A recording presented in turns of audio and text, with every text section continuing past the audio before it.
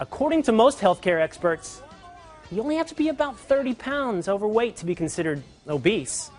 Now, this is important. Why? Because the Health Policy Center at Emory University, according to them, these people right here, they put a disproportionate stress on our healthcare system. Each of them will average about $8,300 a year in healthcare bills, while a more svelte person averages only $5,800 a year. So here's the question I have for you. Should the government be able to force these people to participate in Richard Simmons' weight program? Should the government be able to make these people join Weight Watchers, for example? Is that a ridiculous question? I don't think so. Within the next 6 months, the Supreme Court Justices of the United States will almost certainly be asking themselves questions very similar to this. They'll be asking themselves, what can the government force you to do? What can the government force you to buy? Now, why? Why will they be asking these questions? Because the Supreme Court has agreed to decide whether the Constitution allows the government to force you to buy health insurance. The Supreme Court will be deciding the constitutionality of Obamacare's individual mandate. Now listen, I have my opinions, okay? They're going to be really hard for me to mask, and so I'm not going to really try. But here's what I do want to do. I want to lay out the questions and the debate that will be had, because regardless of whether or not you think the mandate is constitutional, I think we can all agree that this moment, this decision is a big, very big moment in U.S. history, because look, we're exploring the limits of the federal government's power. All right, so here's what let's do. Does the federal government have the power to force you to buy health insurance? We have to turn to the Constitution of the United States. Now, the Constitution is a document of enumerated powers. What that means essentially is that the founders took the time to write down what the federal government is allowed to do. And inside the Constitution, you will find that the government is allowed to do things like establish a post office, declare war, coin money, things like this. And all this is hard to read in this old English script. What you will not find anywhere in here is anything about health insurance or forcing you to buy any products. But I have to say the Constitution does allow for some very broad powers. Powers like this: that Congress shall have the power to lay and collect taxes, to provide for the common defense and general welfare of the United States. Now, this is a very broad power. This is the power, for example, where the government derives the power to force you to contribute to a government retirement program. Essentially, what I'm saying is this is the section of the Constitution from which Social Security was created. Because your Social Security withholding, that amount of your paycheck that's held out every month, well, it's called a tax. But, if you'll recall, we had this debate.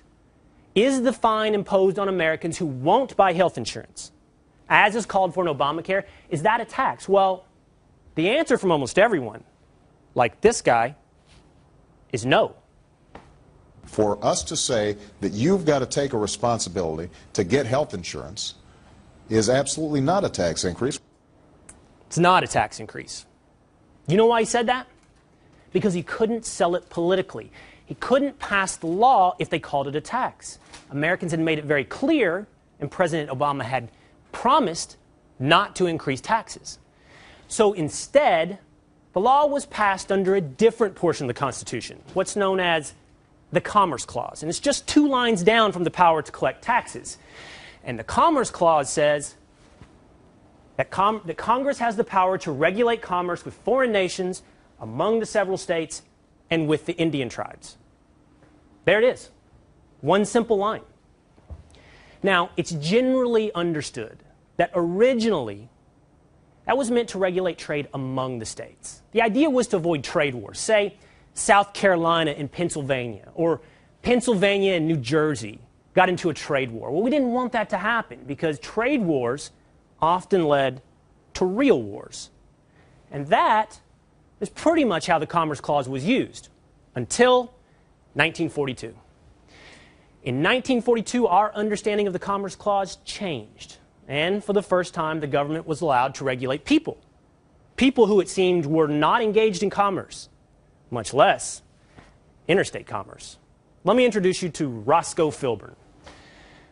Roscoe was a wheat farmer in Ohio, rural Ohio, and he was growing wheat on his small farm in the 1930s. And this was a time when Franklin Delano Roosevelt's New Deal was coming in. And the federal government decided they had an interest in inflating the price of wheat. So they passed a law that put a limit on how much wheat a farmer could grow. Roscoe, though, well, he wasn't too cool with that law. No, he grew over his quota of wheat, and he was fined by the federal government. But here's the catch. Roscoe didn't sell his wheat. He didn't sell it in Texas. He didn't sell it in Pennsylvania. He didn't even sell it in Ohio where he lived. It wasn't interstate commerce. It wasn't even commerce in Ohio. In fact, he didn't sell it at all. It didn't enter commerce. Instead, Roscoe, he just kept it. And he used it on his farm to feed his cows. But when this case reached the Supreme Court, the justice said it didn't matter. None of that mattered. The fact that Roscoe grew over his quota of wheat affected not only commerce, but interstate commerce. Why? How could they say that? How could the justice say that simply growing more wheat on your farm and using it for your own purposes, feeding it to your cows, was interstate commerce? Well, what they said is, had Roscoe not grown his wheat, he would have been forced to truck himself on down to the market and buy wheat to give to his cows, thus making his inactions commerce. And if everyone acted like Roscoe, well then, in the aggregate, all of us together, well, that would qualify as interstate commerce, giving the federal government the power to regulate the wheat that Roscoe grew on his little farm and fed to his cows. Now, listen, here is the important takeaways from Roscoe's ordeal. For the first time in history, it was established that your failure to engage in commerce was actually commercial activity. But this is a very important distinction, okay? The court affirmed the government's power to limit Roscoe's actions. The government could limit how much wheat Roscoe could grow. What they did not say, what the law did not have the power to do, is to boost the price of wheat by forcing Roscoe down to the market to buy wheat for his cows. It didn't mandate that Roscoe go buy wheat. It just said he couldn't grow over his quota of wheat. So in other words, Roscoe still had options. He could buy corn. He could buy oats. He could buy nothing and not feed his cows and allow them to die. He had choices. Now, let's fast forward 80 years to today. And the precedent of Roscoe and his ordeal, Wickard v. Filburn, the name of the case, still stands. And it will help determine whether or not the government can force you and me to buy health insurance.